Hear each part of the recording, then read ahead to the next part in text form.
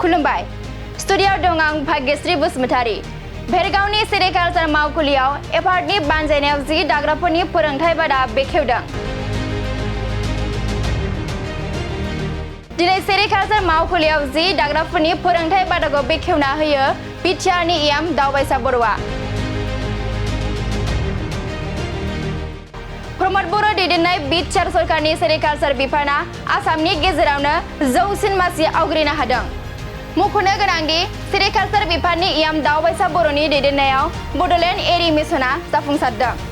भेरगाव जिल्ला सेरिकालचार मावखुलिनि बिबानगिरि डक्टर गुनामणि देखाया बे मावखुलियाव बिबान रुजुननायनि उननिफ्रायनो मोनसेनि उनाव मोनसे जि दाग्राफोरनो गाव गावनि आथिङाव गसंनो हानाय खालामनो थाखाय सोलोंथाइ गोनां आइजोफोरनो फोरोंथाय होनायनि गेजेरजों गोजौ थाखोनि आदबजों एरि एम्फौ फिसिनाय, मेसिनाव खुन्दुं लुनाय, डिजाइनिं खालामनाय बायदि फोरोंथाय होनानै गाव गसंथानो हानायनि लामा दिन्थिनानै होदों। लोगोसे इयाम दावबायसा बर'आ बेखेवनाय हाबाफारिखौनो दैदेनो भेरगाव सेरिकालचार मावखुलिनि डक्टर गुनामणि देखाया।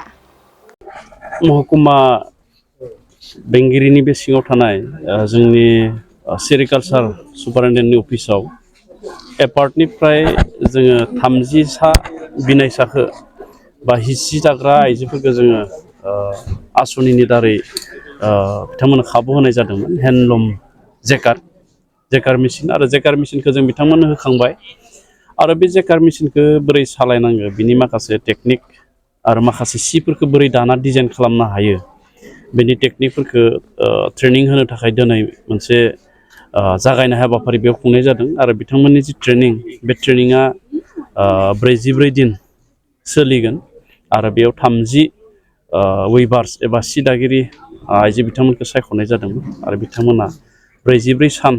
बेवहाय ट्रेनिं लागोन आरो बिथांमोनखौ ट्रेनिं होनो थाखाय सासे मास्टार ट्रेनार थिसननाय जादों। बिथांनि दारै बिथांमोनखौ 44 सान बे ट्रेनिंखौ होनाय जागोन आरो ट्रेनिं जोबखांनायनि उनाव बिथांमोना सानसेयाव 300 रांहै सरकारनिफ्राय मोनसे स्टाइपेन्ड बेखौ होनाय जागोन बिथांमोननो। दा लोगोसे आं मिजिंथिगोन जोङो सरकाराव फैनायनि सिगां रायजो राजानो मोनसे खोथा बुंदोंमोन, 1 भट 1 जब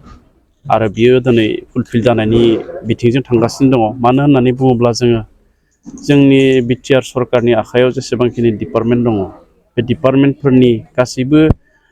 खामानि मावनाया जागायबाय। जोङो मिशन मदआव खामानि मावदों आरो बिनि दारै जोंनि रायजो राजाफ्रा ट्रेनिं लानायनि उनाव रांखान्थि अनसुंथाइनि मोननायनि उनाव गावनो गाव मोनसे खामानि दिहुननानै मावनो हानाय माने केपासिटिखौ बिथांमोना खालामना लानो हादों आरो बिनि गेजेरजों बिथांमोना गावखौनो गाव रांखान्थि भाबै साबलम्बि खालामनो एबा रांखान्थि आरजिनो हानाय खाबुखौ बिसोर बानायना लादों। दा बेखायनो 1 भट 1 जब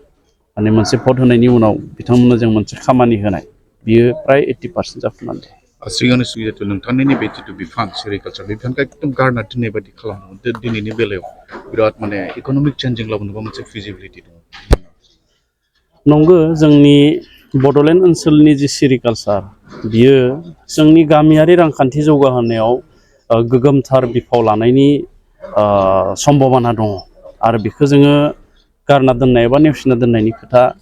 फैनो नाङा आसलथे। नाथाय थांनाय समाव गोलाव बोसोर आगोलनि जि सरकार दंमोन बिथांमोननि सरकारा बे सेरिकालचार एबा बे रेशम बिभागखौ माने मा साननानै बिथांमोना मावाखैमोन जों मोनथिया। माने गोरिबफोरनि खामानि बा बिदि गैयाबाबो सोलिगोन बेबायदि साननानै हयथ' गोसो होआखैमोन खोमा। नाथाय दिनै जोङो सरकाराव फैनाय लोगो लोगो बिटिआरआव थानाय 52टा जोंनि जिथु फार्म दङ सरकारि फार्म बे फार्मखौ जोङो फोसाबफिननाय जाहैबाय। नैबे भेरगावनि महकुमानि कार्यालय अफिस बेखौबो जोङो बानायनानै बेयाव लामा फोनानै फोसाबनानै सोरगिदिं इन्जुर बानायनानै जोङो बेखौ रैखा खालामनायनि थाखाय बेब'स्था खालामनाय जाबाय आरो बेहाय रिफिलिं खालामनो हानाय बेब'स्था जोंहा दङ। क'क्राझारनिफ्राय लानानै एबा पर्बत जरानिफ्राय लाना माजबातसिम जेसेबांखिनि जोंहा सेरिकालचारनि फार्म दङ, इरि कनसेन्ट्रेसन सेन्टार्सफोर दङ, बेफोराव जोङो वाल बाउन्डारि ट्रेनिं सेन्टार, रियारिं हाउस, कुकुन बेंक बायदिसिना जों टेकनिकेल बिल्डिंफोरखौ जों रिपेयारिं खालामदों आरो गोदानैबो बानायदों। आरो बेनि गेजेरजों फैबाय थानाय समाव जोंनि बड'लेण्ड ओनसोलनि जि गामियारि रांखान्थि बे गामियारि रांखान्थिया बे सेरिकालचारनिफ्राय 30% माने जौगाखांनायनि सम्भावनाखौ जों नुहुरदों आरो बेनिखायनो जों दिनै खामानि मावदों। बड'लेण्ड इरि मिसन सोलिबाय थादों आरोबाव बड'लेण्ड सेरिकालचार मिसन बेबो सोलिदों दा ओंखायनो जोङो सरकारनिफ्रायबो रायजो राजाफोरखौ खावलायगोन जे जायफोरा सेरिकालचारजों लोब्बा थानाय बिथांमोना इयुननि समाव खोब गोजों मोनसे फिउचार एबा गोजों मोनसे थासारि गोजोनथाव मोनसे थासारि बेखौ मोननो थांगासिनो दङ जा क'क्राझाराव बड'लेण्ड सिल्क पार्क दङ बेवहाय जोङो गभर्नमेन्टनि जोंहा जि खुन्दुं थुननाय मेसिन स्पान मिल बेखौ जोङो बेखेवनो थांगासिनो दङ आरो जोंहा बरमायावबो स्पान मिल मोनसे जाबाय दा बेबायदिनो जों आरोबाव उदालगुरियावबो जोंहा फैबाय थानाय समाव स्पान मिल मोनसे फसंनायनि जों थांखि लादों आरो बे मिलखौ फसंनाय लोगो लोगो जोंनि एम्फौ फिसिग्रा लाथा फिसिग्रा बा जोंनि रेशम बिभागजों जायफ्रा सोमोन्दो थानाय बिथांमोना रांखान्थि खामायनायनि राहाखौ मोनो এইটো মোৰ বিৰাট পচন্দ হৈছে অসম চৰকাৰৰ BTSA অঞ্চলত ইমান ধুনীয়া চেৰিকালচাৰ এক্টিভিটি আৰু যেহেতু কাউন্সিলে আৰু আমাৰ EM ছাৰৰ ইমান আগভাগ লৈছে আমাৰ CMৰ এটা ভিজন আছে প্ৰমোদ বড়ো ছাৰৰ তাহাঁতে মিছন বুলি আৰম্ভ কৰিছে textile handloom mission sericulture mission সব এমপ্লয়মেণ্ট গাঁৱে ভূঞে এমপ্লয়মেণ্ট দিয়াৰ কাৰণে সেইটো ভাল সুবিধা আছে এইবিলাক জেগাতে কাম হ'ব পাৰে আৰু এইবিলাকতে লাইভলিহুড আৰু এমপ্লয়মেণ্ট কৰিব পাৰে যিহেতু এই কাউন্সিলৰ তেখেতৰ এটা ওৱান মেন ওৱান জব বুলি ক'লে তো these are the sectors where employment can be generated মই এইটোৱে অনুৰোধ কৰিম এই আপোনাৰ এই এলেকাতে হওক কাউন্সিলতে হওক ভেৰগাঁও অঞ্চলৰ মানুহবিলাকে ভিবুৱনী শিপিনী সূতা কটা হয় সিহঁতে আগভাগ লৈ কামখিনি কৰে আৰু সেই অঞ্চলৰ কাপোৰ এৰি মানে বিখ্যাত আছে অল অসমত অল ইণ্ডিয়াত সেইকাৰণে আমি ইয়াতে যদি এৰি পুহিব পাৰোঁ তাৰ পৰা সূতা কাটি কাপোৰ বৈ পেলাই আমি যদি মাৰ্কেটিঙৰ সহযোগ পাৰোঁ আমাৰ ইয়াৰে মানুহ বহুত উপযোগী হ'ব আৰু আমাৰ নিজৰ ট্ৰেডিশ্যনটো বচাই ৰাখিব পাৰিম ইয়াৰে যিকেইটা ডিজাইনবিলাক আছে কাপোৰৰ সেইবিলাক কাপোৰৰ জৰিয়তে কালচাৰৰ জৰিয়তে আমি অল ভাৰতত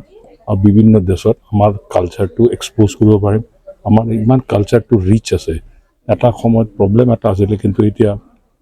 চৰকাৰৰ পৰা বিভিন্ন আঁচনি আছে বিভিন্ন সহযোগ আছে তাক আগবঢ়াৰ কাৰণে সেইবিলাক জৰিয়তে নৱযুৱক ল'ৰা ছোৱালী এইবিলাক আগবাঢ়ি আহে বিৰাট ভাল আৰু মই এইখিনি অঞ্চলৰ মানুহবিলাকক পাইছোঁ বিৰাট এক্টিভ আৰু আপোনালোকে প্ৰচাৰ মাধ্যমৰ জৰিয়তে আপোনালোকৰ প্ৰেছ কনফাৰেন্সে ইমান এক্টিভ আপোনালোকে মানে ভেৰি স্মাৰ্ট আপোনালোকে মুভ কৰে যিহেতু পাব্লিকলি এৱেৰনেছ হয় কামখিনি আগবাঢ়ে আৰু আপোনালোকে সেইটো কাৰণে খোদাৰ কাৰণে সহযোগ কৰাৰ কাৰণে ধন্যবাদ থেংক ইউ আপোনালোকে জানে যে আমাৰ বিটিআৰ অঞ্চলত বডোলেণ্ড এৰি মিছন চলি আছে সেই এৰি মিছনৰ অধীনত যিটো আমাৰ এপাৰ্ট বুলি ৱৰ্ল্ড বেংকৰ ফাণ্ডিং প্ৰজেক্ট হয় সেইটোৰ আজি যিটো আমাৰ লুম ট্ৰেইনিং আছিলে লুমৰ শিপিনীসকলক যিটো ট্ৰেইনিং দিয়া হ'ব সেই ট্ৰেইনিঙৰ আজি ইনগুৰেশ্যন দিন আছিলে আৰু সেইটো এপাৰ্টৰ অধীনত হয় আমাৰ ডাইৰেক্টৰ অফ চেৰিকালচাৰৰ তত্বাৱধানত চলি আছে আজি আমাৰ ইনগুৰেশ্যনৰ প্ৰথম দিন আমাৰ ওদালগুৰি যিটো ভেৰগাঁও চাব ডিভিজন হয় সেই চাব ডিভিজনৰ সেয়ে আমাৰ 30 গৰাকী আমাৰ শিপিনীক আজিৰ পৰা প্ৰশিক্ষণ দিয়া হ'ব 44 ডেজ আৰু এই 44 ডেজত এই ৱেভিঙৰ লগতেও তাৰ লগত ডাইং কেনেকৈ কালাৰ নেচাৰেল ডাইং কৰা হয় তাৰপিছত কেনেকৈ ডিজাইন ফেব্ৰিক্স কৰা হয় আৰু এইখিনি কেনেকৈ উন্নত মানদণ্ডৰ কৰিব পাৰে সেইখিনি আমি বিভিন্ন ধৰণৰ যিখিনি কাৰ্যকলাপ আছে তাত ট্ৰেইনিঙৰ কাৰণে সেইখিনি ব্যৱস্থা কৰা হৈছে আজিৰ পৰা ষ্টাৰ্ট হৈ গৈছে সেয়ে আমি ইনগুৰেশ্যন কৰি দিলোঁ আৰু এই অনুষ্ঠানটোৰ যিসকল শিপিনী আছে অলৰেডি শিপিনীসকলক আমি আগতেও আপোনালোকৰ অনুষ্ঠান এই অনুষ্ঠানৰ মানে আপোনালোকে প্ৰচাৰেই কৰিছে যে আমি শালবিলাক ডিষ্ট্ৰিবিউশ্যন কৰিছোঁ আৰু বৰ্তমান এই শালবিলাকৰ যিখিনি কাম কৰিব তেওঁলোকে ষ্টাৰ্ট কৰিব পাৰিব নিজক বৃত্তিমুখী কৰাৰ কাৰণে এতিয়া সেই ট্ৰেইনিংটো দিয়া হৈছে যিটোৰ দ্বাৰা তেওঁলোকে এই জেকাৰ্ড শালটো সাধাৰণতে ট্ৰেইনিং নল'লে চলোৱা দিগদাৰ তাত মানে যিখিনি কাৰ্ড থাকে সেই কাৰ্ডখিনি কম্পিউটাৰ ছিষ্টেমত হয় আৰু তাৰ ওপৰত মেনুৱেলো হয় সেইখিনি ট্ৰেইনিং লোৱাৰ পিছতে তেওঁলোকে তাৰ ফুল ডিজাইন আদি কৰিব পাৰে সেয়েহে এই যিখিনি আমাৰ এই ভেৰগাঁও অঞ্চলৰ শিপিনীক আমি 30খন শাল দিয়া হৈছিলে তেওঁলোকক আজিৰ পৰা ষ্টাৰ্ট হ'ব আৰু তেওঁলোকে এই ট্ৰেইনিংটোৰ পৰা তেওঁলোকক নিজক বৃত্তিমুখী কৰি তুলিবৰ কাৰণে সক্ষম হ'ব বুলি মই ভাবিছোঁ